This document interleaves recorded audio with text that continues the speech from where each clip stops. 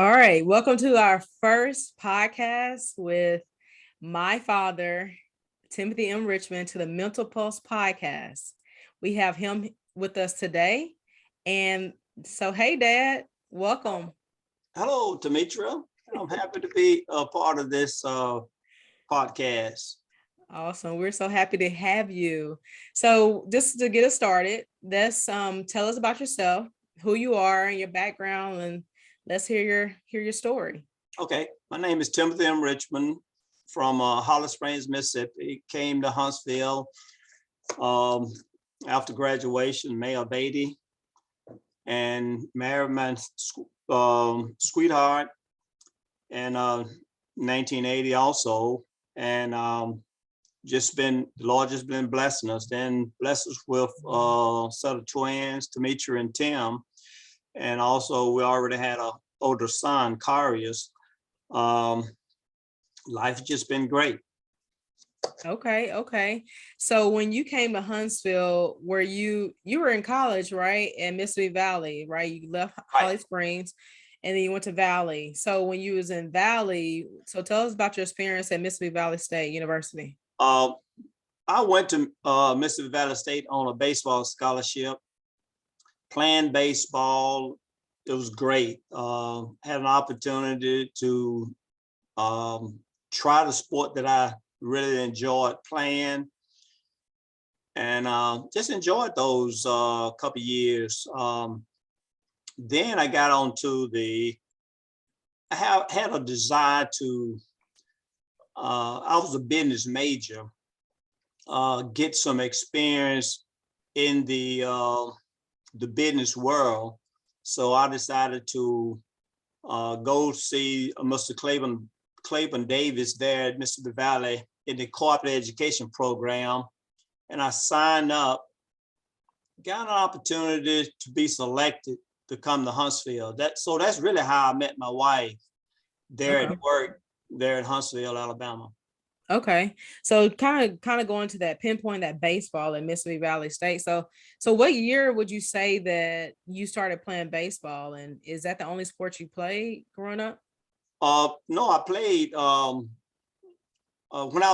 I went to, well, my primary reasons for going to Valley was on a baseball scholarship. I've been playing baseball all my life in a little minor league, pony league type thing, and then high school, and had an opportunity to go to the Valley on a baseball scholarship.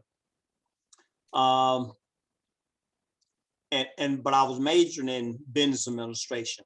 Okay. Okay. Okay. So you've been playing baseball majority all your life. Yes. And did it ever come to a point that you realized that you were thought of as or identified as, Tim the baseball player? Was there ever a point that you had that thought and that you had that realization? Yes, I did. I really enjoyed the game. I used to watch Joe Morgan, Kurt Flood, those guys playing, because growing up in Holly Springs, we get reception from the Memphis area, and just watching those guys, it was just fascinated, about how they played, and I learned that way, and I tried to improve my game there at Hollow Spring High School. Okay. So Joe Morgan, was he like a professional baseball player or? Yes, Okay. yes, Okay. Never yes. heard of him. That's definitely before my time. Yeah, Okay. Kurt Flood. Okay. Um, yeah, Joe Morgan. He was a tough second baseman during that time. Okay. What position did you play? I played second base, and shortstop. Okay. Yeah. Okay. Yeah, my dad was a mean baseball, softball player. When I was actually playing that sport of softball, he taught me how to be a pretty good shortstop. So he definitely knew what he was talking about in that arena with baseball. So as far as identifying as that sport, and you're seeing different people that you can kind of relate to in regards to baseball on a professional level. So what did you do? What did you do when you realized that you were identified as baseball player? What did you do about that? Well, one of my instructors there at Holly Springs High School, he had a connection there. He knew the baseball coach there at Valley, Mississippi Valley State University, and he was able to make that connection. And I filled out the paperwork to attend there. And that fall of 75, after I graduated, I went there that fall of 75 and had a chance to meet Coach Valser at that time there at Mississippi Valley. And hey, we just started practicing, and the excitement, learning from different players. Very, very exciting time. Okay. So basically you made the connection from going from Holly Springs to Valley and in order to be on that baseball scholarship. So when you did that, basically you were identified as Tim the baseball player. But were you okay? Were you okay with the identification, or were you wanting more? Because it sounds like, you went into business and you chose to go forward in business and with your career, and you kind of left baseball behind. So talk about Yes, that for a second. yes, I did. I had a great uncle named was Washington Burton, and we just called him Uncle Bert. He inspired me. He was a business guy, great business guy. And going to Valley, majoring in business administration / accounting. I wanted to be that business guy, but then there was an opportunity that I wanted to grasp on, is getting a car. So I asked my mother, Josephine Richmond, if she would co-sign for me a car. And she said no. And so I went to the co-op education office with Mr. Davis there, Mr. Claiborne Davis there at Valley, and I asked him if I could sign up as a co-op student. And so they already had in place several young men that was on the co-op program every other semester and stuff. And I was able to get into that rotation there at Redstone Arsenal, Huntsville, Alabama. And that was into my sophomore year. Then that's when I met my current wife, Cheryl M. Richmond. Okay. Okay. So basically, you were able to have the mindset to not be stuck as that baseball player, Timothy Richmond, as a baseball player, and kind of see things outside of sports, meaning that you saw yourself wanting to be a businessman and kind of making things happen in order for that to happen. So that's good, because on this podcast, we're really trying to promote and push the fact of growth and balance from the standpoint of being able to think outside the box in regards to sports, and not, and not really pushing for us to be so tunnel vision on our sport, but focusing on the fact of let's think big picture, and let's think of our the all around game versus just our, the sports game that we all like to play. So so you talked about I think you started talking about your support system, which was Uncle Bert. So was that your support system, or did you have any other people that was your support system? Uncle Bert was was my primary from a business standpoint. He just inspired me, and I had coaches, Coach Jackson. His name is Jesse Jackson there in Holly Springs on the baseball. He was a baseball coach, and he inspired me too. But playing baseball, I just had to assess my situation as to my chances of going pro. Would I make it? And I was thinking that I did not have the proper support system in order to achieve that. I think that should have happened way several years prior to be properly developed in order to go go professional baseball route. Okay. So with that being said, I guess what more could have from a support system, what more could could have happened in order to feel like you could have gone to the highest level of sports from a Yeah, professional I think standpoint? I think the proper teaching and the proper preparation for me to be able to um, make this journey as far as in athletics, baseball. I don't think I had the. I guess I think my leaders, my mentors did as much as they possibly could, but I just didn't have that proper teaching or exposure to be able to pursue a baseball career from a professional standpoint.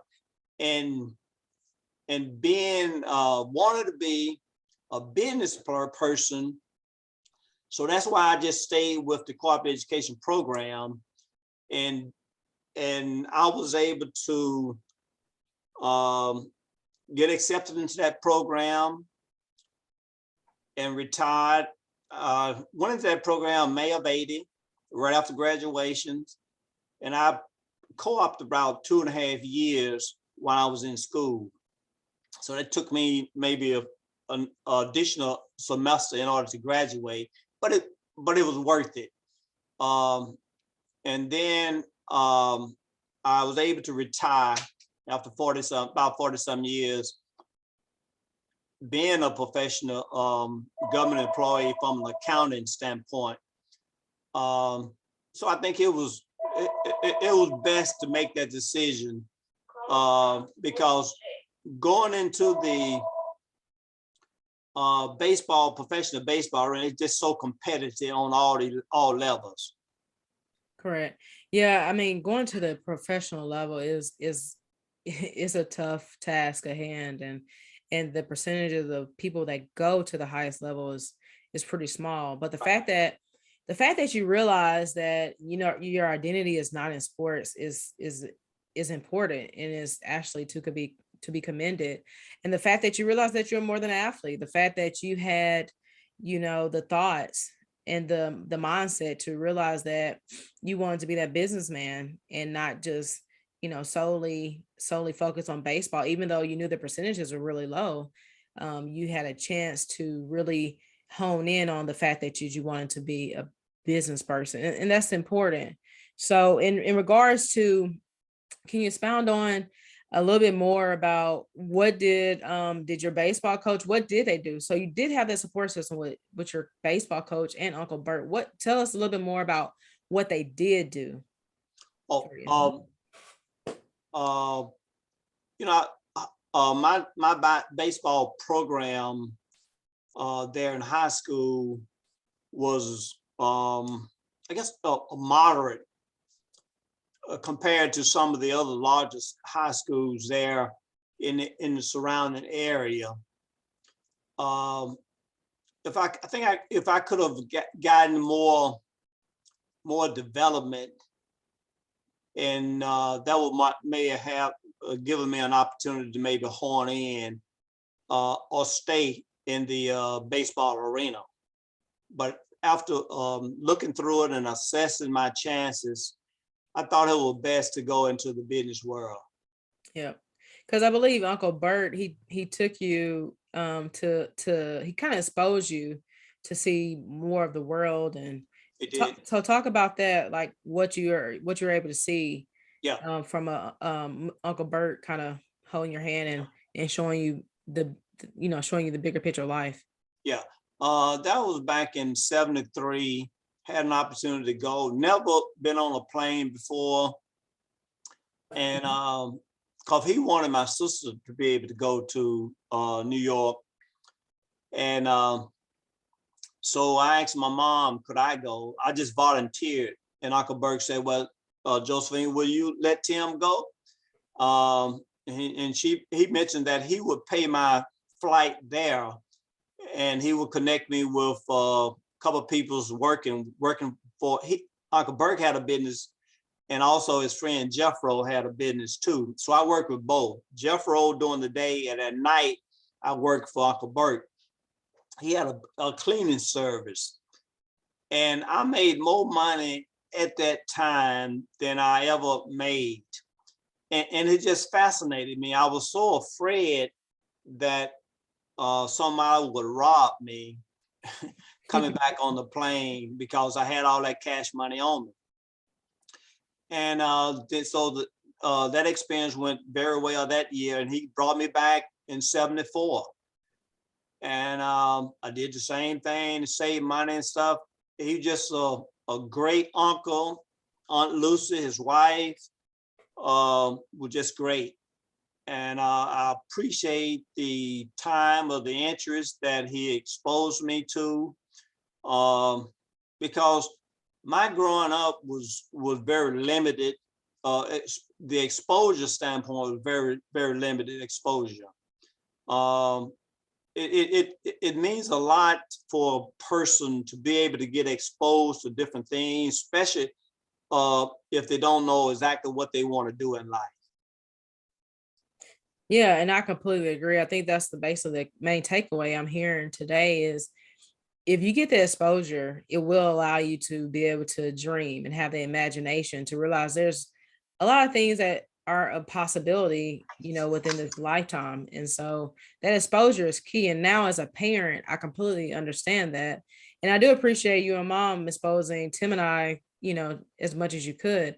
And we definitely got a lot of exposure. But as a parent today, with a 2.5-year-old, I mean, it's key because they are able to you know, kind of see the world in their, In that perspective. yeah, their perspective and, in their hands and see that they can have the whole world that they wanted, but they got to see it first. And it always is helpful to see, obviously, what they're pushing out is representation, seeing people that look just like you Right. do those type of things that you're imagining. So, hey, this is great stuff, Dad. I really appreciate you taking the time and being the first guest on the Mental Pulse podcast. It has definitely been a blessing and definitely have enjoyed you. All right. All right. Thank you for the opportunity. All right. Thanks, Dad. Take care. Bless you. All All right. right. Bye Bye. bye.